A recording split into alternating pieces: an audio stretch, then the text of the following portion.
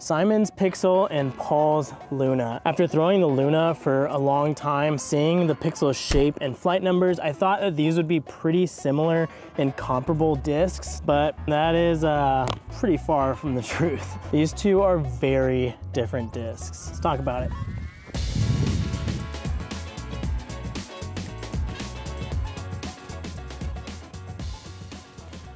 So ever since Paul came out with the Luna, this is probably one of the most popular putters on the market, and a lot of people loved it. It feels great in the hand, it's nice and comfortable, it's pretty small so it fits a lot of hands. So if you hate shallow putters, then you hated the Luna, but for a lot of people, they found it pretty comfortable and clean to putt with, and is one of the farthest flying putters on the market, so that helps a lot. And I was one of the people who got bit by the bug of the Luna. I felt it the first time. I first picked up a prototype because I'm a big Paul fan, so I grabbed a prototype for my collection, but I felt it and I was like, this feels really good. So I bought some for my putting, and I putted for them for years. But the Pixel and the Simon line, I have a feeling this has the potential to rival the Luna in terms of popularity, because if there's one person in disc golf that rivals Paul McBeth's popularity in terms of like people following him, loving him,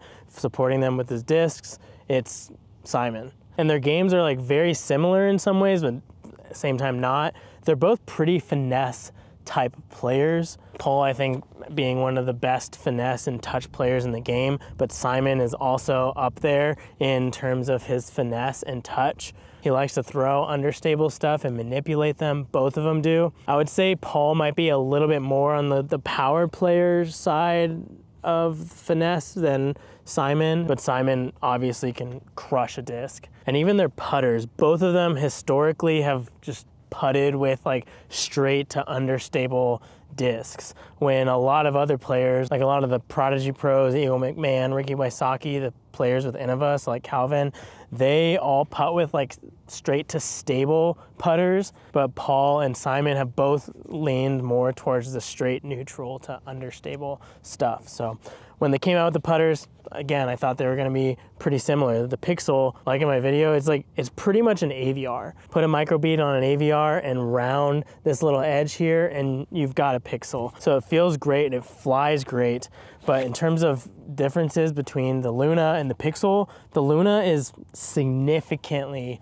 shallower than the Pixel is. The Luna's got a very like bullet shape to the shoulder and the edge of the rim here, and it's just not very deep at all compared to the Pixel and the AVR even, for that matter. So the Pixel feels more like a lofty type of putter, when the Luna seems more of like a point and shoot, faster disc. And that's the case. Like, it is a faster putter, it has a 3-speed versus the Pixel being a 2-speed. But that's where the numbers generally end in terms of accuracy for the Luna, because I think the numbers on this is like 3303 or 3403. That's not the case. These Lunas are very straight to understable, and I thought that it would be similar to the Pixel. Granted, this has been out longer to make a ton of them, so there's more inconsistencies. So you might see more inconsistencies in the Pixel as years go on, but the Luna is just, this is flippy. Like, I bought these brand new for this video, and they still are just understable. You've got to put hyzer on them for them to pop up and go straight.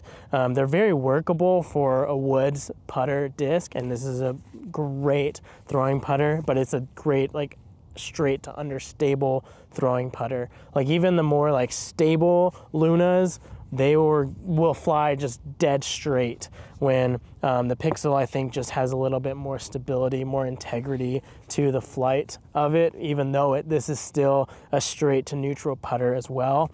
You definitely see that on the putting green though. Like, the Pixel definitely like holds whatever line, so if you putt with a slight hyzer, it's gonna hyzer pretty good for you. When the Luna, if you putt with a slight hyzer, it might still go straight for most of its flight, because it's just a straight understable disc.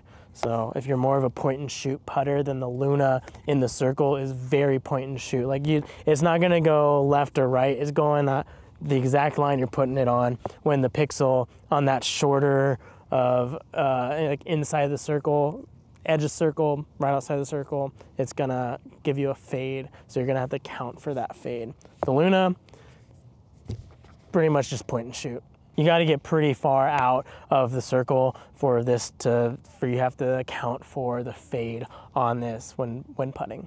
But there is one thing about the Luna that's just bothered me so much, and that's just the availability of the plastics. So I got the CT ones. These are the CT Lunas, the crazy tough Lunas, and they made these because like the standard stock Lunas, like they're pretty soft, so they have the crazy tough ones for people who like stiffer putters. Like Paul likes stiffer putters, I like stiffer putters, but even these CT ones, they have like a good amount of give, in my opinion, in the middle of it.